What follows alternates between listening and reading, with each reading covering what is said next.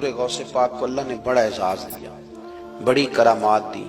آپ فرمایا کرتے تھے میں نے 40 سال اپنے رب کو راضی کیا ہے مصلی پہ بیٹھ کے۔ تو میرے مالک نے پھر پوچھا ہے کہ عبد القادر کچھ مانگ لے، کوئی بات کر لے، تو سیدنا غوث اعظم رضی اللہ تعالیٰ عنہ فرماتے ہیں کہ میں نے پھر اپنے رب کریم کی بارگاہ میں عرض کیا، مالک جو قیامت تک مجھ سے محبت کرے فضل کرنا، اسے بغیر توبہ کے موت نہ دینا۔ تو میرے رب نے میری اس دعا کو شرف قبولیت عطا فرمایا کہ جو مجھ سے پیار کرے گا، میرا نام لے گا، وہ بغیر توبہ کے نہیں مرے گا۔ جنات بھی آپ کی بارگاہ میں حاضر ہوتے۔ آپ کو شیخ بحر و بر کہا جاتا ہے۔ جب آپ نے منبر پر بیٹھ کر یہ اعلان فرمایا نا کہ میرا یہ قدم ہر ولی کی گردن پر ہے، تو خراسان کے جنگلوں میں معین الملت والدین عطائے رسول ہند الولی خواجہ معین الدین اجمیری موجود تھے۔ تو وہاں اعلان کرنے لگے، کہنے لگے غوث پاک صرف گردن پہ کیوں، آپ میری آنکھوں پہ بھی قدم رکھیں، میرے سر پہ بھی قدم رکھیں۔ اللہ نے ان اولیاء کو بڑا اعزاز دیا، انہیں اللہ نے بڑی شان دی۔ اپنی نسبت اللہ کے بندوں سے مضبوط رکھیں۔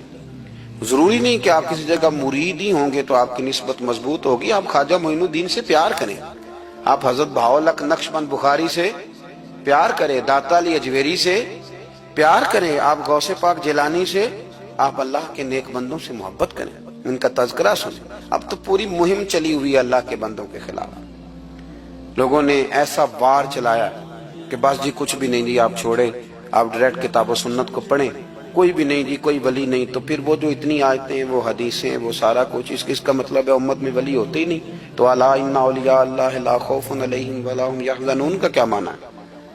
اس کا کیا مطلب؟ آپ نے تو ملیا میٹ کر دیا، سارا پوری مہم چلی۔ اللہ کے بندوں سے پیار کریں، اور میرے نبی پاک صلی اللہ علیہ وسلم نے فرمایا جو جس سے پیار کرے گا قیامت کے دن اسی کے ساتھ اٹھایا جائے گا۔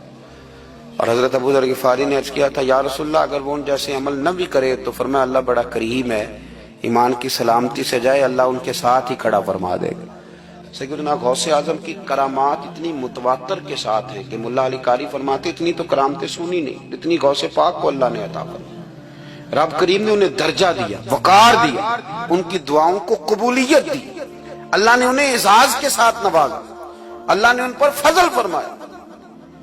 ایک تاجر تھا تو ملک شام جاتا تھا اکثر تجارت کرنے کے لیے، مال کما کے لاتا، غریبوں کی بھی مدد کرتا، مدارس کی، مساجد کی، سب جگہ جہاں دین کی ضرورت ہوتی پہنچتا۔ ایک بغداد میں اور درویش بھی گزرے جن کا نام شیخ حماد ہے، وہ بھی بڑے درویش تھے۔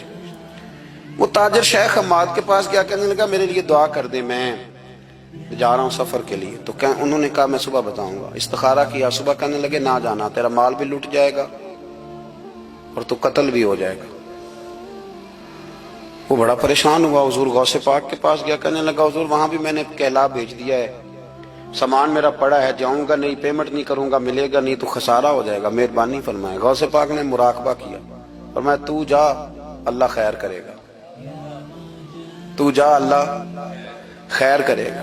مرید کا عمل کے یقین، پیر کا عمل کے یقین، چلے آپ فیصلہ کر لیں تو میں آگے بڑھتا ہوں۔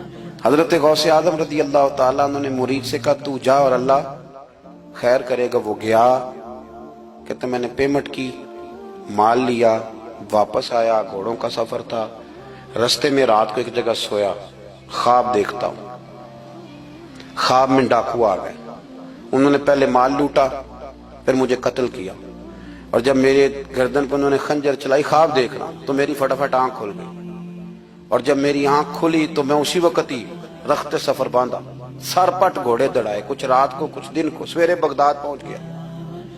کہتے خیال تھا کہ پہلے غوث پاک کے پاس جاؤں گا لیکن پہلے شیخ حماد سے ملاقات ہوگی۔ میرا چہرہ دیکھا، پریشان تو دیکھ کے مسکرائے، فرمانے لگے بھی تیرا پیر بڑا شاندار ہے، تیرا پیر بڑا شاندار ہے۔ وہ کام جو حقیقت میں ہونا تھا نا، حقیقت میں انہوں نے دعا کی ہے تو رب کریم نے اسے خواب بنا دیا ہے۔ ان کی دعا کی برکت سے اللہ نے اسے، اب میں بات مضبوط کرنا چاہتا ہوں تو میں ایک حدیث پاک بھی پڑھ دوں۔ لوگ کہیں گے جی مرنے والا بھی بڑھ جاتا ہے، عمر بھی بڑھ جاتی ہے، مشکات کی حدیث ہے، ترمذی میں بھی موجود ہے۔ نبی پاک صلی اللہ علیہ وسلم نے فرمایا اگر تم چاہتے ہو رزق بھی بڑھ جائے، عمر بھی لمبی ہو جائے، تو اپنے رشتہ داروں سے اچھا سلوک کرو۔ اس کا مطلب ہے کہ عمر بڑھ جاتی ہے، موت کچھ وقت کے لیے ٹل بھی جاتی ہے۔